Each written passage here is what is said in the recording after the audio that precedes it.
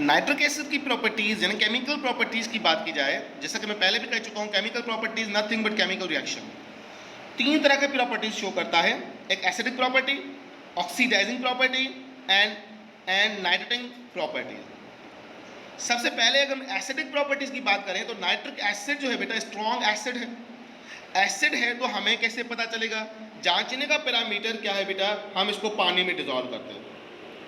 अगर आपने पानी में डिजोल्व किया और उन्होंने H आयन डोनेट किया, क्या किया बेटा? H आयन डोनेट किया, तो समझो कि एसिड है। और हमने देखा कि वाकई जब हम इसको पानी में डिजोल्व करते हैं तो H3O की फॉर्मेशन होती है, हाइड्रोनियम आयन की फॉर्मेशन होती है, तो इसका मतलब ये वाकई एसिड है। यानी कि नाइट्रिक एसिड का रिएक्शन पानी के साथ आ जाए तो प्रोडक्ट क्या बनाओगे? H3O प्लस NO2 माइनस, यानी कि नाइट्रिक एसिड ने एक H आयन डोनेट किया और अरहेनिस के मुताबिक जो हाइड्रोजन आयन डोनेट करे वो एसिड ही है। यहाँ दूसरा जांचने का पैरामीटर ये है कि एसिड को आप बेस के साथ रिएक्शन करवाएं और रिएक्शन होगा न्यूट्रलाइजेशन का, यानी कि वाटर एंड सॉल्ट बनेगी। हम देखते हैं कि वाकई एक सॉल्ट बन रही है, एक आपका वाटर मॉलिक्यूल बन रहा है, तो इसका मतलब क्या होगा? यस, ये एक एसिड ही है। ऑक्सीडाइजिंग प्रॉपर्टीज का मतलब क्या होता है बेटा? जैसे मैं पहले भी एक्सप्लेन कर चुका हूँ, nitric acid is strong oxidizing agent, यानी खुद रिड्यूस होगा। अब ये प्रॉपर्टीज जो है अब नाइट्रिक एसिड की, याद रहे बेटा, क्योंकि नाइट्रोजन की जो ऑक्सीडेशन नंबर है वो वेरिएबल है, वेरिएबल ऑक्सीडेशन नंबर है।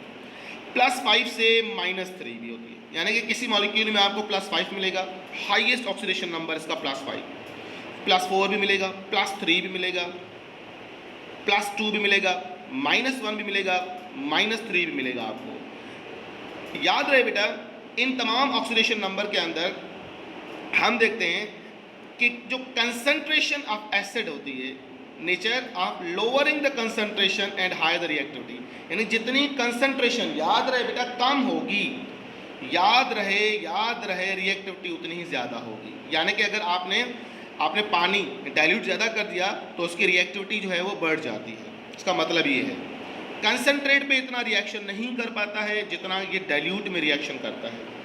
कंसंट्रेशन और डाइल्यूट में अलग अलग प्रोडक्ट्स दिया करता है।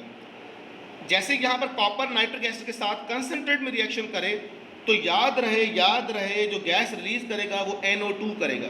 कॉपर नाइट्रेट तो कॉमन बनेगा किसी मेटल के साथ रिएक्शन करे, यहाँ कंसंट्रेट में NO2 बना रहा है। अब जब हम डाइल्यूट के साथ रिएक्शन करते हैं, यहाँ पर देखें डाइल्यूट, तो डाइल्यूट में NO गैस प्रोड्यूस कर रहा है। That is the difference. पानी यानी कि वाटर मॉलिक्यूल और कॉपर नाइट्रेट दोनों में कॉमन है, बट डिफरेंट चीज क्या है? गैस। कंसंट्रेट के साथ NO2 गैस रिलीज कर रहा है और डाइल्यूट के साथ NO। एंट्री में इसी तरह के सवाल आते रहते हैं कि अगर कॉपर डाइल्यूट नाइट्रिक एसिड के साथ रिएक्शन करे तो कौन सी गैस रिलीज करेगा? A NO, B NO2 इस तरह के आ जाए तो राइट आंसर होगा डाइल्यूट के साथ NO गैस रिलीज करेगा। याद रहे बेटा, अगर मेटल तमाम ज़्यादा रिएक्टिव हो तो लाफिंग गैस को एलिमिनेट करेगा।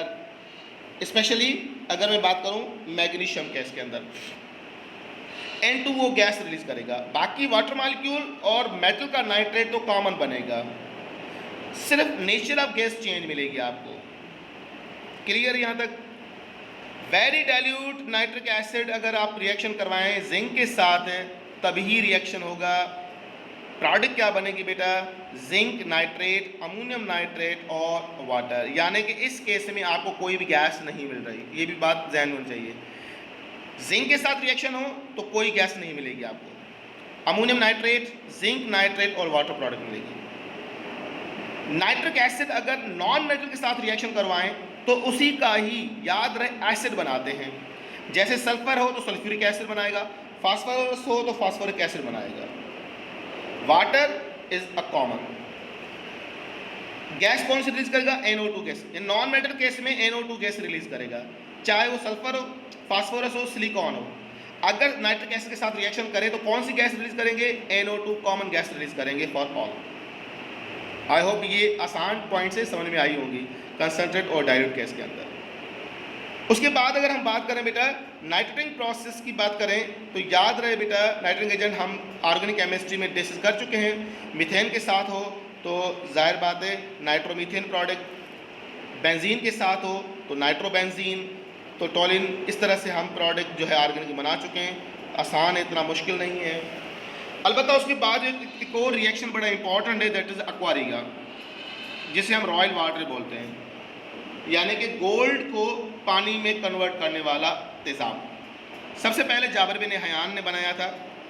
बनाने का तरीका क्या है बेटा? 1:3, यानी कि 1 mole of nitric acid, 3 mole of hydrochloric acid.